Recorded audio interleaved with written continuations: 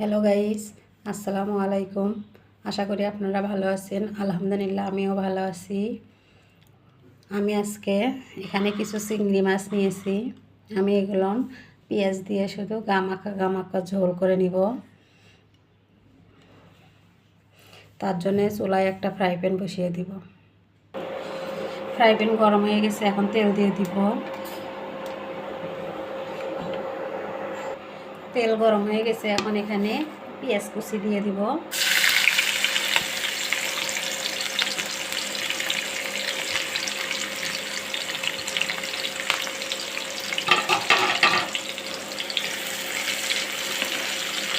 পেঁয়াজটা একটু লাল লাল করে ভেজে নিতে হবে।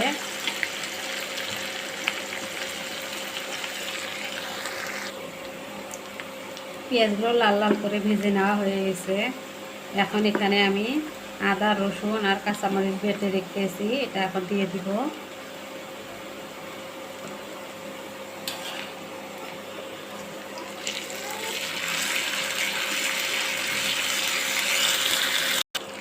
এখানে দিয়ে দিব হলুদ গুঁড়া, মরিচ গুঁড়া, জিরা গুঁড়া, তার সাথে দিয়ে দিব স্বাদ মতো লবণ। এভাবে নেড়ে চেড়ে সামান্য কিছু পানি দিয়ে দিতে হবে, না হলে মশলাটা পুড়ে যাবে।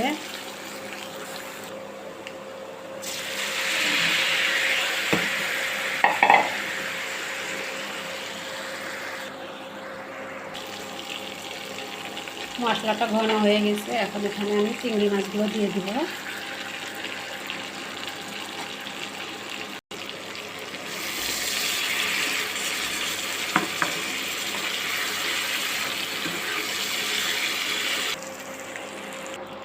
এখন ঢাকনা দিয়ে ঢেকে দিব। ঢাকনাটা খুলে নিব।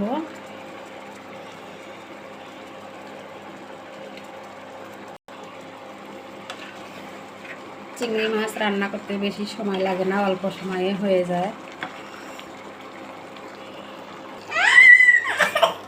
এখানে আর একটু ঝোল দিয়ে দিব।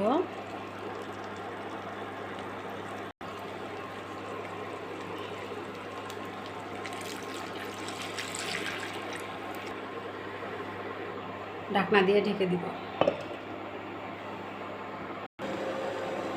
ঢাকনাটা খুলে নিলাম।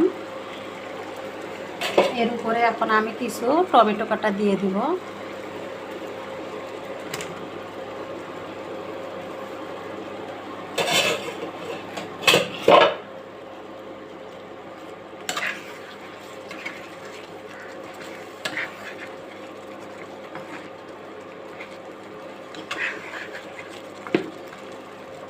আবারও ঢাকনা দিয়ে দিব।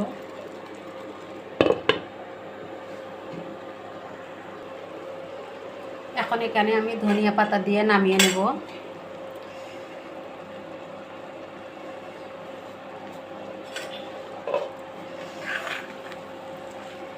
আমার ভিডিওটা যদি আপনাদের ভালো লাগে তাহলে লাইক কমেন্ট শেয়ার করে দিবেন। আর আপনারা বাসায় এইভাবে চিংড়ি মাছ শুকনো শুকনো করে রান্না করে খাবেন, যেটার অনেক টেস্ট, এটা খেতে অনেক ভালো লাগে।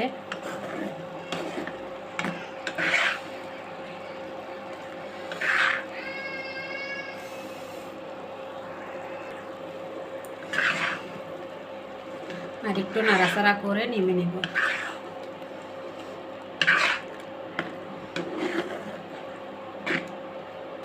দেখতে অনেক সুন্দর হয়েছে।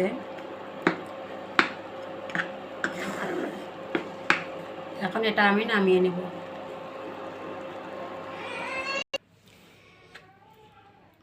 হয়ে গেছে, আমি চিংড়ি মাছটা নামিয়ে নিয়েছি।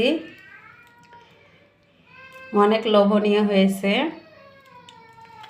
আপনারা বাসায় একবার হলো এভাবে রান্না করে খাবেন। আর আমার ভিডিওটা ভালো লাগলে যারা সাবস্ক্রাইব করেননি তারা সাবস্ক্রাইব করে বেল বাটনে ক্লিক করে আমার পাশেই থাকবেন। খোদা হাফেজ।